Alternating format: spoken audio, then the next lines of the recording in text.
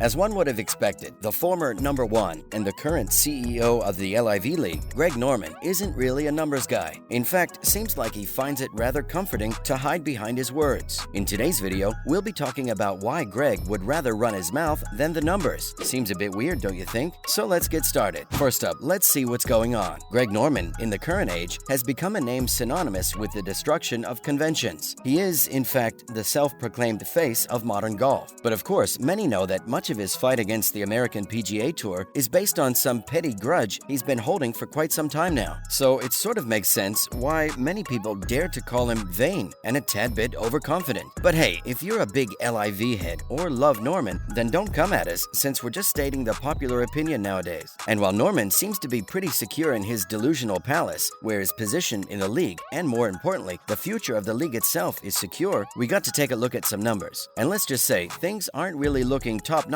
for the Aussie. Moving on, is LIV a thing of the future or something that never was? Alright, so if we're being brutally honest here, Norman's position in the league is rather comical, and the same goes for the international reputation he's managed to curate after becoming the head of the Saudi-financed LIV Golf. It seems that everything he has to say goes against the heaps of evidence that's present for everyone to see as clear as the day, and he just continues to ignore the reality, which in turn is going to cause a bigger problem for him. But we've got to agree that the sort of splash the LIV League managed to make was definitely unique and something we haven't experienced before, especially in a sport like golf. But experts seem to think that its success is going to be rather short-lived. Why, you might ask? Well, as you see, up till now, this new tour sort of had a novelty value where everyone was curious and eager to try it out once. They just wanted to see what all the fuss was about. And now that they're done with all of that, the initial shock value of the tour has diminished. So apparently, it's just a matter of a few days that this new league would sink. Next up, Greg Norman is the captain of a sinking ship. That might sound a bit harsh, but honestly, he should have expected it. We totally appreciate the fact that he managed to reveal some of the dark things about the PGA and even got them to change a lot of their policies to become more accommodating for the players. But at the end of the day, he's still going against a tour that's been around for almost 100 years. Now that is a tough competitor to defeat. So it'd be pretty fair to say that, from the looks of it, Norman is practically grasping at the straws here, trying his best to just look at the positive things. Well, we've got to appreciate his determination here. The amount of motivation he has when it comes to fighting the PGA is just mind-blowing. Now maybe the LIV might have managed to raise quite a lot of interested eyebrows when it first came, but they've pretty much signed everyone that could have been swayed to their side. Of course, the fact that Norman isn't really good at PR is definitely not the extra support his team was looking for. Following up, maybe Greg needs to up his marketing game. Okay, we might not be on top when it comes to marketing, but really, it's common sense that you shouldn't be publicizing your failures. So first, he proudly mentioned that Tiger Woods refused a pretty hefty salary offered to him by the LIV, and after this, he even had the audacity to retract the statement. Now, if we could give him the benefit of the doubt here, saying that maybe he wanted everyone to know how much money they were willing to offer, but in more recent news, he told everyone that Justin Thomas had a meeting with LIV recently and wasn't a huge fan of the concept. Seems like he took what his marketing team told him and ran in the opposite direction. Coming up, what do the numbers say about the future of LIV? Now let's assume that LIV manages to defy all odds and ends up performing better than anyone would expect it to. Of course, to do this, they'll have to sign up all of the top players, which seems rather unlikely. But hey, let's assume that they're able to do that. And on top of this, they're also able to get a broadcasting deal, which in reality is nowhere to be found. But for argument's sake, let's say all of this comes true, and the PGA decides to put a hold on its aggressive stance towards this new tour. Even with everything working in their favor, it's expected that the league won't really be earning a lot in profits, even by 2028. And if they fail to meet any of those requirements, which is like a 99% possibility, then they'll be facing a loss of more than $350 million a year. That is just too much, even if you've got a seemingly endless Saudi fund backing you. Reports suggest that this league was launched without much market research regarding its sustainability, and to be perfectly candid, it's starting to show, as the pizzazz of its debut has finally worn off. Now the main question is, how long will it take for the Saudis to jump ship? And will they leave Norman behind, struggling to stay afloat? That's all we have for Norman, and how he's a fan of big statements rather than real numbers. Moving on, let's review the eventful year, rife with the PGA versus LIV feud. So the year 2022 had the honor of watching LIV Golf dive headfirst into the golf scene and establish a place for itself as a respected league in the sport. But with its commercial take, this has been a rather hard thing to accomplish, and even after their first full season, they're still rather far away from achieving this objective. They might have been successful in creating a buzz around the world and even getting some of the top players to sign with them by luring them with big winnings, salaries, bonuses, and whatnot. LIV has a very strong enemy in the form of the PGA Tour, who's been around since 1929. So obviously it's going to be hard to dethrone them. And currently, with an ongoing legal battle with the PGA, no new impressing signings, and a lack of even a single broadcasting prospect, things are looking rather bleak for this new league. So here's a bit of a review of how things went last year in 2022. First up, the joke became serious. Now, to be honest, even when we first heard about the LIV League and what it represented, like everyone else, we also dismissed it as a joke. No one really thought that the league would grow up so big that it was going to cause huge rifts among the players and lead to legal battles. The first thing that we got to know about LIV Golf was that it was basically a part of Saudi propaganda, as they tried to sports wash the society and wanted to paint a rosy picture, making sure that people would forget about the human rights violations. And that didn't really seem like something that would stick. Rory McIlroy, the #1 golfer at the moment, even went as far as saying that it was dead in the water. That's probably because, in the beginning, many players pledged their loyalty to the American Tour. But it all changed very quickly. Big names started making their way to this commercial league, and we soon saw the likes of Cameron Smith, Phil Mickelson, Dustin Johnson, Brooks Koepka,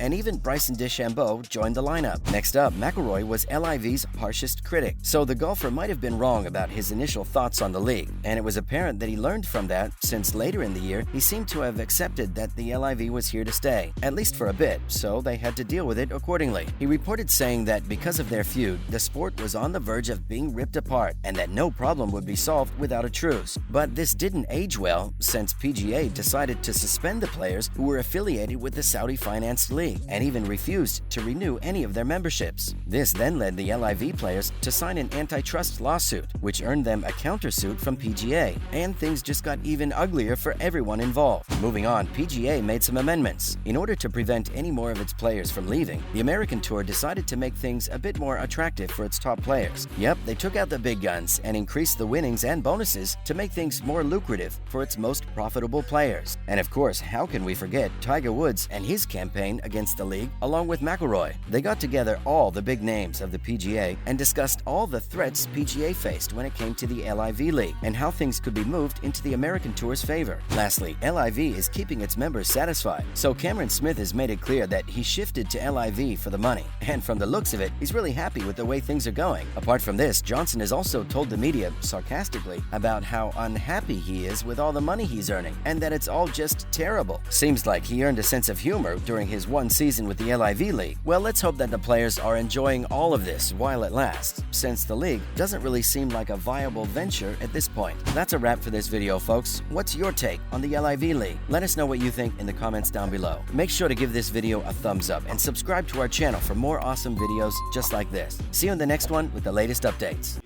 To extend the match. Oh my goodness, he has done.